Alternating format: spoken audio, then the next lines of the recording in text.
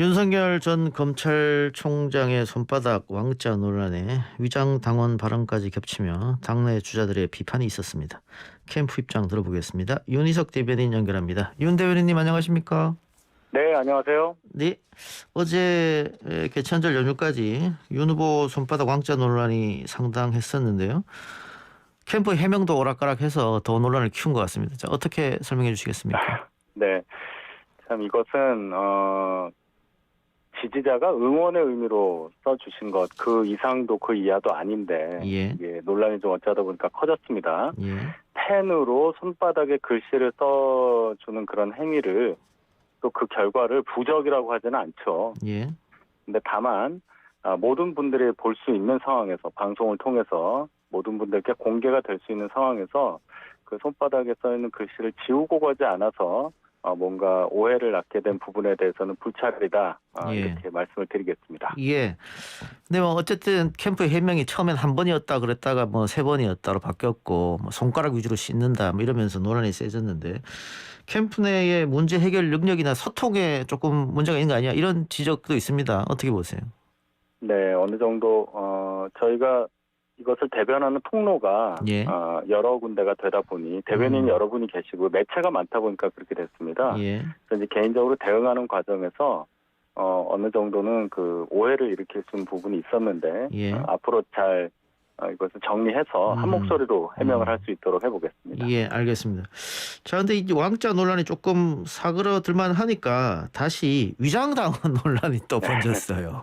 이게 좀 곤혹스러울 것 같습니다. 캠프도 후보도 마찬가지겠습니다만. 근데 이것은 후보님의 이제 발언을 잘 보시면 소위 위장당원 예. 이런 분들이 가입을 했다. 당에 새로 입당을 했다. 이런 소문이 있다. 이렇게 말씀하신 겁니다. 예. 그래서 뭐 이준석 대표는 당원 가입 자료를 해석하는 데서 오류가 있었던 것 같다. 이렇게 말씀하셨는데 예. 그 오류라기보다는 이런 얘기들이 돈다는 것을 지적하신 거예요. 예. 즉 혹시나 있을지도 모를 일들, 즉 우리 당원들의 선택이 왜곡이 될 수도 있지 않느냐. 그런 예. 여지를 미리 차단을 하자. 예. 경계를 하자. 예. 이러는 말씀, 이런 의미로 강조를 하신 거거든요. 예. 그리고 지금이 이제 8일에 2차 경선 결과가 발표되지 않습니까? 예. 이제 곧 투표에 들어가는데 어제 그 부산 즉 당원들 그 지지세가 강하고 또 특히 당원들 앞에서 이제 이런 말씀을 하시게 됐는데 그 현장의 분위기 이런 것들이 있었다는 것을 제가 말씀을 드리고 결론은 당원들의 결집을 호소하는 의미 예. 이것이었다 예. 이렇게 말씀드리겠습니다. 그 캠프의 설명을 들어보면 고개가 뭐 끄덕여지는 부분이 없잖아 있습니다만 어쨌든 후보의 직접적 워딩으로 나올 때는 고개가 갸웃거린단 말이죠. 이거는 그저 뭐 일단 연설이나 이전에 좀 캠프랑 이야기해서 어떤 이야기를 할 것이며 좀 다듬을 필요가 있지 않을까요? 모든 후보의 발언을 저희가 예. 미리 사전에 상의를 하고 뭐 그렇게 하기는 어렵지 않습니까? 예. 이렇게 저희가 뭐 원고도 드릴 때가 있고 사전에 이런 메시지가 필요합니다라고 말씀드리는 건 당연히 있는데 예. 즉흥적으로 말씀을 하시다 보면은 본인께서 이제 강조하고 싶으신 부분이 있겠죠. 예. 예, 그런 상황에서 또 어제 그 특히 당원들 앞에서 말씀하셨던 그런 상황이었다 이렇게 말씀드리겠습니다. 그럼 다른 캠프에서 다 일제히 비난했었는데 이것은 그럼 캠프의 해명으로 넘어갈 수 있을까요? 다른 캠프에서 이제 당원 모독이다 이렇게 말씀하셨는데 저희가 신규 가입한 당원분들이 다 그렇다 위장당원이다 이렇게 말씀드린 건 아니지 않습니까? 예. 당연히 우리 당을 선택을 해서 입당을 하신 분들께 감사하고 100번 1000번 절이라도 하고 싶은 마음이죠. 예. 저희 당의 저변이 넓어지고 있다는 건 아니겠습니까? 예. 다만 한간에 그런 이상한 의도를 담은 시도가 있다는 얘기가 있으니까 더 단결하고 단합하자는 취지의 얘기였고 뭐 진위가 이런 만큼 잘 이해하시리라 당원들께서 이렇게 생각합니다. 알겠습니다. 다른 이야기로 좀 넘어가 보죠. 자, 고발 사주 의혹과 관련해서 검찰이 손준성 검사의 관여 사실을 확인하고 공수처로 이첩을 했습니다. 윤 전 총장이 지난번 토론회 때인가요? 만일 손준성 검사의 관여 사실이 드러나면 어쨌든 책임 있는 위치에 있었기 때문에 사과를 하겠다 이런 얘기를 했었는데 그건 어떻게 되는 겁니까? 예, 뭐 그렇게 밝혀진다면 사과하신다고 말씀하신 그 부분은 계속 유효한데요. 예. 기본적으로 요 관련해서 다시 말씀을 드리면 기본적으로 확실하게 밝혀진 게 없어요. 검찰이 공수처로 이것을 이 사건을 이첩을 하면서 발표한 내용을 보면 현직 검사의 관여 사실과 정황이 확인됐다 이렇게만 얘기를 했거든요. 예. 근데 그 현직 검사가 진짜 누군지 뭐 이름이 나온 것도 아니고요. 예. 따라서 또 기소 여부 판단이 섰는지 이것도 알 수가 없습니다. 예. 다만 윤석열 후보의 검찰총장 재임 시절에 재직하던 검사의 행위에 대해서 만약에 어떤 혐의가 입증돼서 기소가 되거나 뭐 문제가 된다면 당연히 관리 책임자로서 사과를 할 것입니다. 예. 알겠습니다. 아직까지는 사과 단계는 아니다 이 말씀이네요. 뭐 밝혀지면 사과를 하든지 말든지 하죠. 아직 밝혀진 게 없지 않습니까? 예. 대장동 의혹과 관련해서 좀 여쭤보죠. 윤 전 총장이나 캠프에서 대장동 몸통은 이재명 지사이며 뇌물이 윗선으로 갔을 것이다.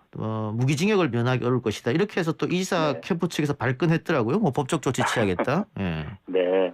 그 얘기는 저희가 이제 논평으로 나간 건데요.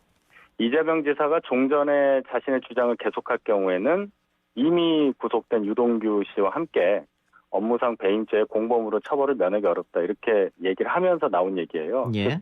이재명 지사가 최근까지 이런 얘기를 했지 않았습니까? 대장동 개발은 성남시장 재직 시에 자신의 최대 치적이고 내가 직접 설계했다. 예. 칭찬받을 일이다. 예. 이렇게까지 얘기를 했었어요. 예. 그런데 이재명 지사가 이게 직접 했다고 하는 그 사업 설계 자체가 결론적으로는 법률적으로 업무상 배임에 해당하는 걸로 이렇게 해석이 이제 되고 있는 거 아니겠습니까? 예. 왜냐하면 유동규 전 본부장 구속영장에 이렇게 적시돼 있다는 보도가 있어요. 민간 사업자와 결탁해서 사업자 선정에 특혜를 주는 대가로 막대한 이익을 취하고 성남도시개발공사 등에 수천억 원의 손해를 입혔다. 뭐 이런 내용이 적시돼 있단 말이에요, 영장에. 예. 그렇다면 그렇게 해서 배임이 인정이 된다면 수천억 원 배임액수를 비추어서 무기징역형을 면하기 어렵다. 이런 법률적 해석을 한 것입니다. 예.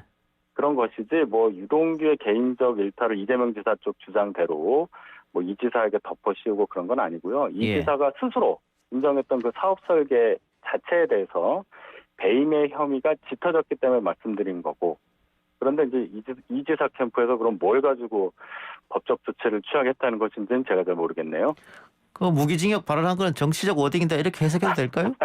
법률적 해석이라고 말씀드리겠습니다. 법률적 해석이었다.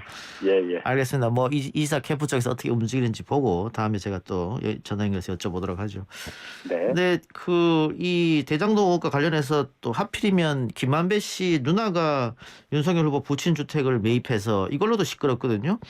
네. 민주당 우상호 의원이 자신의 지역구다. 부동산 알아봤더니 윤석열 후보 부친 집을 부동산에 내놓은 적이 없다. 그런데 어떻게 거래가 됐느냐 이렇게 또 주장하던데요. 아니요, 그렇지가 않아요. 예. 그게 A라는 부동산에 냈고 또 몇 군데 냈는데 매물을 올렸고 A는 근데 다른 데서 자기네들이 그거 거래할 수 있으니까 내려주세요 하고 내린 그 상황이 있어요. 예. 예, 그것이 있기 때문에 아니 부동산을 통하지 않고 어떻게 그걸 거래를 했겠습니까? 예. 그것은 조금 더 알아보셔야 될 상황이고 저희는 통상적으로 아주 정상적으로 거래를 한 거다. 다만 이제 김만배 씨 누나가 매수자로 나왔기 때문에 다들 놀래시고 논란이 되는 건데 예. 이 매수 과정, 매매 과정을 보면 20억 원으로 저희가 매도가를 설정을 했다 19억 원으로 낮춰줬는데 매수자가 1억 원을 더 낮춰달라고 했다가 다시 합의해서 19억으로 가는 이런 과정. 이게 너무도 자연스럽지 않습니까? 예. 그런 말씀 드리고 예. 다시 말씀드리지만 집을 팔려고 내놓는 매도인은 집을 사려고 하는 매수 희망자가 누군지 전혀 알 수가 없어요. 예. 이 점을 다시 강조합니다. 예. 근데 김만배 씨하고 윤석열 후보가 모르는 사이가 아니니까 추후에라도 김만배 씨 누나가 우리 아버지 집을 샀다. 알 수도 있지 않을까요? 그런데 이 사건이 알려지고 처음 알았다고 후보가 얘기하니까. 예, 그것은 예. 제가 현장에서 정확히 후보께 들었기 때문에 예. 후보는 모르고 계셨던 걸로 저는 당연히 확신하고요. 예. 김만배 씨도 아니고 김만배 씨 누나고요. 또 이 매매를 했을 때 윤 총장 본인이 아니라 윤 총장의 부친과 여동생이었습니다. 예. 좀 멀죠. 알 수가 없습니다. 알 수가 없었을 것이다. 우연이었을 그렇지 뿐이다. 않습니까? 저는 그렇게 예. 말씀드립니다. 알겠습니다. 그리고 어젠가요? MBC 보도가 이 예. 장모의 가족 회사가 양평의 아파트 개발 사업으로 이것도 이제 민간 개발 사업이었는데 특혜를 받아서 100억 원대의 수익을 올렸다. 이런 이야기를 하던데 MBC 보도에 의하면. 근데 당시 양평 군수가 지금 국회의원에 대해서 윤석열 캠프에 들어가 있다. 이것도 뭔가 있는 거 아니냐. 그런 의혹을 네. 방송에서 제기한 것 같아요. 어떤 대답을 해주셨습니까? 그 보도는 저희적 얘기가 전혀 반영이 안 된 거고요. 분명히 말씀드리지만 이 사업 진행에 윤 후보는 알지도 못하고 관여한 사실이 없어요. 왜냐하면 결혼을 2012년도 3월에 하셨는데 예, 부지 대부분 매입이 2006년에 했습니다. 예, 그리고 중요 인허가 모두 결혼 이전에 완료가 됩니다. 예, 그리고 인가 만료 기간이 이제 2014년 11월인데 이때 이제 뭔가 부탁을 해서 사업이 진행되도록 되지 않았느냐 이 예. 얘기인데 이때는 윤 후보가 국정원 댓글 사건 수사 때문에 좌천이 됐어요. 그래서 대구고검을 근무하던 때인데 예, 박근혜 정부에서 좌천된 사람이 박근혜 정부 여당 소속 군수에게 뭘 부탁을 할 리가 없고 부탁해서 들어줄 리가 있겠습니까? 예. 그러니까 그거는 전혀 맞지 않는 얘기죠. 그러니까 시간적으로 맞지 않는데 어쨌든 당시 양평 고수가 지금 또 캠프 안에 들어가 있으니까 그럼 이것도 우연이냐 또 이렇게 또 반론을 할 수 있을 아니, 테니까.